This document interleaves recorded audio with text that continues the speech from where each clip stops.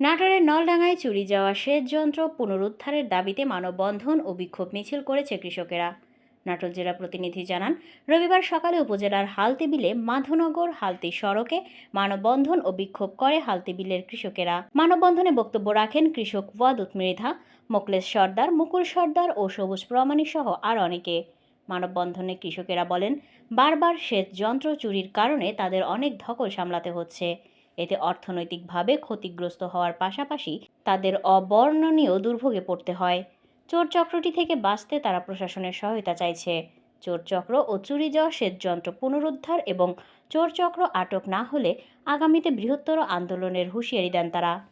উল্লেখ্য, সম্প্রতি হালতি বিলে বৈদ্যুতিক মোটর চুরি, উপজেলা বুড়িরভাগ এলাকায় 5 থেকে 7টি বৈদ্যুতিক মিটার চুরির ঘটনা ঘটেছে। এছাড়াও মাধনগর বাজার ব্যবসায়ী বিদ্যুৎ সর্দারের বরফ মিলের বৈদ্যুতিক মিটার চুরি করে নিয়ে গেছে দুর্বৃত্তরা।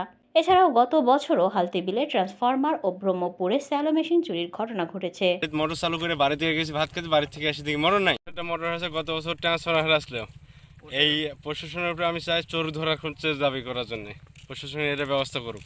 আমাদের মোটর হারাইছে, গেল বছর ট্রান্সফরমার হারাইছে কয়েকটা, 8-10টা ট্রান্সফরমার হারাইছে। এই ব্যাপারে প্রশাসন কোনো পদক্ষেপ নেয় না। এবারও মনে করেন চোর হাতে না গেলে ঘুরতেছে, প্রশাসনের কাছে তারা বারবার রিকোয়েস্ট করতেছে, প্রশাসন কোনো পদক্ষেপ নিচ্ছে না। আমরা জোরালোভাবে দাবি করতেছি প্রশাসনকে এই বিষয়ে একটু তদন্ত করুক।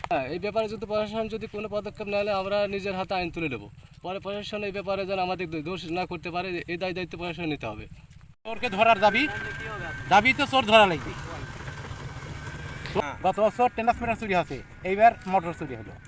একে ধরা, এই চোর ধরার ব্যবস্থা কি করে করা লাগবে। হালতির বিলে অনেক কৃষক এই ফসল উৎপাদন করে সেচের মাধ্যমে। এই সেচটা আছে হচ্ছে পল্লী বিদ্যুতের মাধ্যমে, মোটর আছে, গভীর নলকূপ। এই নলকূপের আওতায় ট্রান্সফরমার থাকে। আমাদের এই কৃষক ভাইয়েরা এই ট্রান্সফরমার প্রতি বছরের ন্যায় আমাদের এলাকা থেকে হচ্ছে মাঠ থেকে এই ট্রান্সফরমার চুরি হয়ে যায়। গত বছর আমারই পাশে মোটামুটি এক দিনে 3টা ট্রান্সফরমার চুরি হয়েছে। এবছর ট্রান্সফরমার বাদ দিয়ে মোটর চুরি হয়ে যাচ্ছে। আসলে এই যে চুরি হওয়া যাতে আমাদের কৃষক ভাইয়েরা অত্যন্ত ক্ষতিগ্রস্ত।